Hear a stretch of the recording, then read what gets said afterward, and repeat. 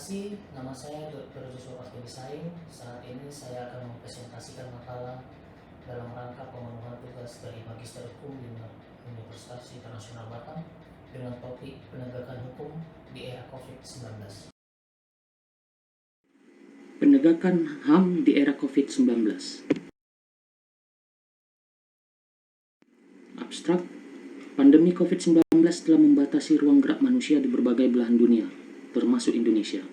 Namun kepentingan untuk tetap mempertahankan dan memperjuangkan nilai-nilai keadilan, hak asasi manusia dan demokrasi sebagai pijakan membangun peradaban berbangsa dan bernegara tidak boleh melemah, bahkan sebaliknya harus semakin kuat dijunjung dan ditegakkan.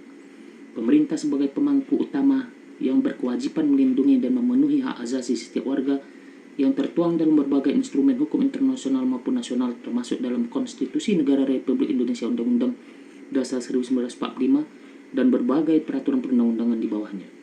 Di tengah kondisi pandemi COVID-19 saat ini, pemerintah baik pusat dan daerah tidak sekadar wajib memberikan perlindungan warganya dari ancaman infeksi COVID-19 yang merupakan bagian dari hak atas kesehatan, namun harus juga menjamin pemenuhan hak asasi lainnya yang dibutuhkan secara mendasar dan sehari-hari oleh warganya dengan prinsip non-diskriminasi, partisipatif, pemberdayaan, dan akuntabel.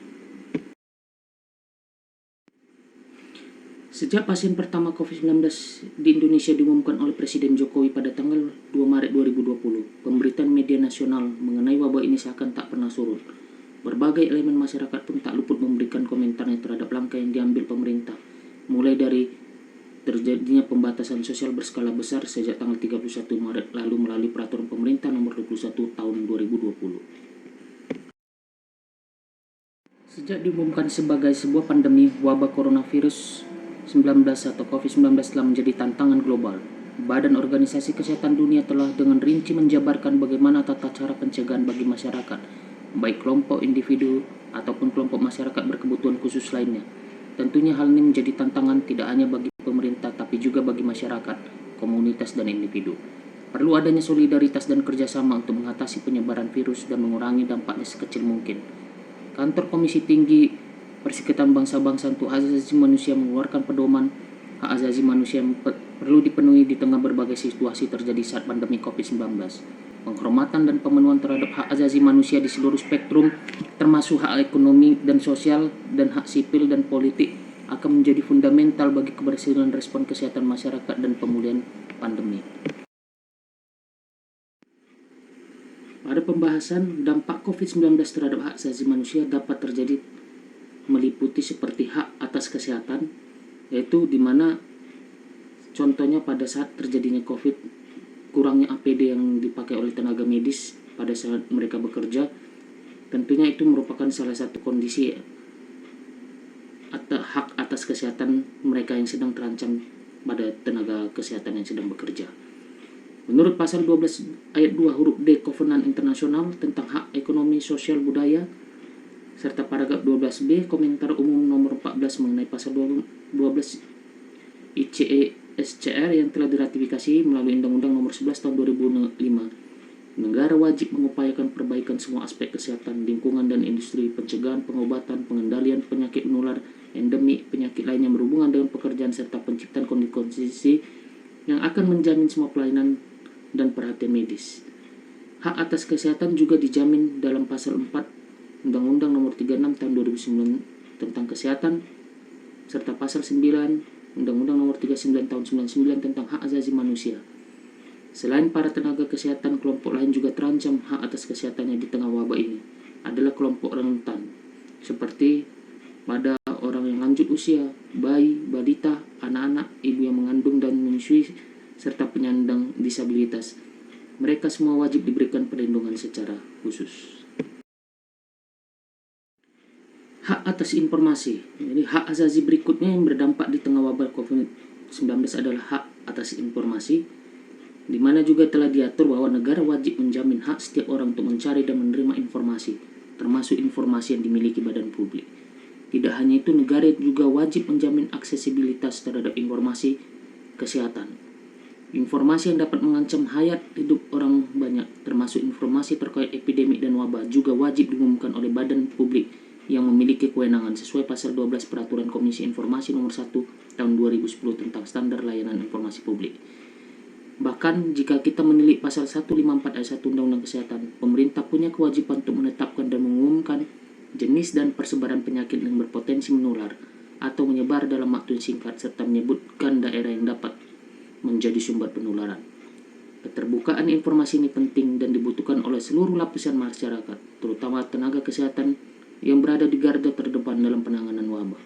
Keterlambatan dan rendahnya transparansi informasi terkait penanganan COVID-19 bisa membahayakan kesehatan, karena masyarakat dan tenaga kesehatan menjadi tidak bisa mengambil langkah-langkah pencegahan yang maksimal. Hak atas privasi. Wabah COVID-19 juga mengancam hak atas privasi, di mana dalam sejumlah laporan media, 2 pasien pertama positif corona merasa tertekan karena pemberitaan media yang masif tentang lokasi tempat tinggal mereka yang disampaikan oleh pejabat publik. Belum lagi dampak dari pemberitaan yang turut mempengaruhi lingkungan terdekat mereka, seperti keluarga, teman, maupun tetangga. Hingga pada keterbukaan informasi publik telah menjamin informasi hak-hak pribadi. Adapun pengecualian untuk dibuka bisa diberikan apabila terkait dengan riwayat, kondisi anggota keluarga, perawatan kesehatan fisik dan psikis seseorang, sehingga pengungkapan identitas penderita corona secara terbuka tergolong suatu pelanggaran. Berikutnya adalah hak atas pekerjaan. Dengan ditetapkannya PSBB, pembatasan sosial berskala besar dengan kebijakan jarak sosial, yang para pekerja di sektor formal hingga informal akan terkena imbasnya, sehingga pekerjaan harian lepas maupun pekerja berpenghasilan rendah lainnya rentan menghadapi resiko pemotongan upah, penolakan hak cuti, dirumahkan tanpa upah, hingga pemutusan hubungan kerja.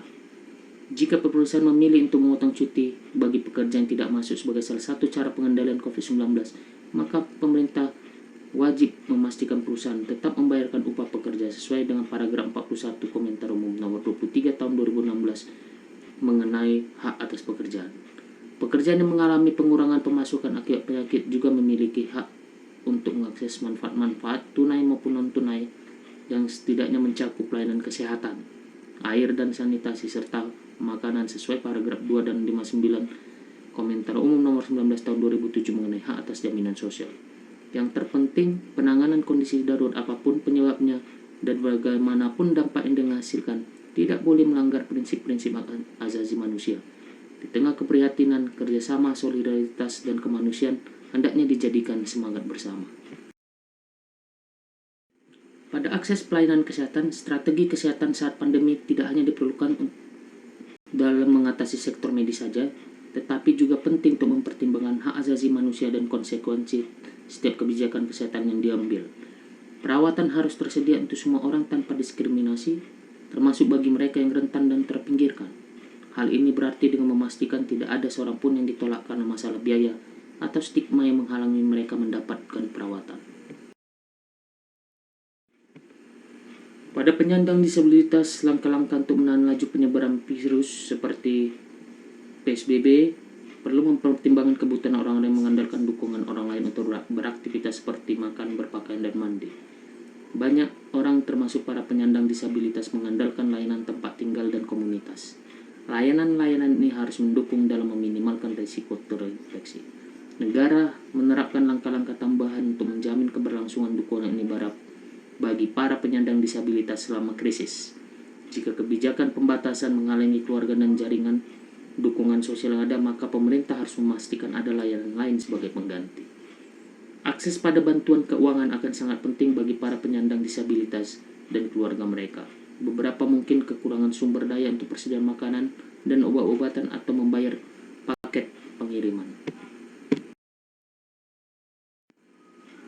Lansia juga memiliki hak yang sama dengan kelompok umur lainnya dan harus dilindungi secara adil selama pandemi.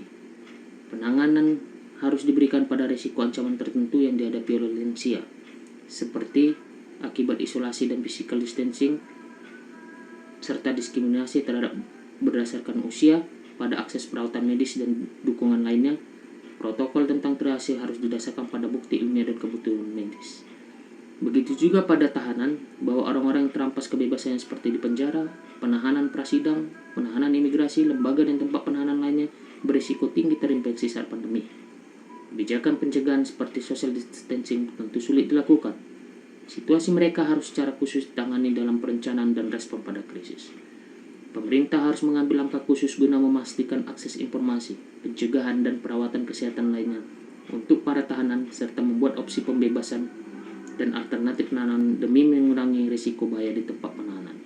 Penyandang disabilitas dan lansia yang tinggal di tahanan akan sangat berisiko. Membatasi kontak dengan keluarga dapat dilakukan sebagai bagian dari langkah pencegahan darurat, tetapi hal tersebut lebih jauh dapat mengakibatkan mereka merasa diabaikan dan tersiksa. Kesimpulan, bahwa pada era pandemi COVID-19 memang sangat berdampak luas terhadap seluruh aktivitas manusia serta efek lanjutan lainnya di setiap sendi kehidupan masyarakat itu sendiri, termasuk bangsa dan negara. Pandemi COVID-19 berdampak hampir seluruh masyarakat dunia di berbagai sektor yang berimbas pada pemenuhan hak asasi manusia. Karena itu, pandemi yang terjadi secara global ini juga ternyata berpengaruh terhadap penegakan, jaminan, dan pemenuhan HAM. Tentunya hak-hak asasi manusia yang tetap melekat pada manusia itu sendiri pada keadaan apapun dan dimanapun tetaplah harus dipertahankan dan dijunjung tinggi agar tercapai suatu keseimbangan, keselarasan, serta keadilan di dalam setiap manusia sehingga keharmonisan dalam kehidupan bermasyarakat, bangsa dan negara dapat tercapai. Dengan itu, protokol kesehatan pandemi COVID-19 pun semakin dapat terwujud dengan lebih cepat dan baik serta mencegah penularan COVID-19. Demikianlah presentasi yang saya buat, semoga dapat bermanfaat bagi kita.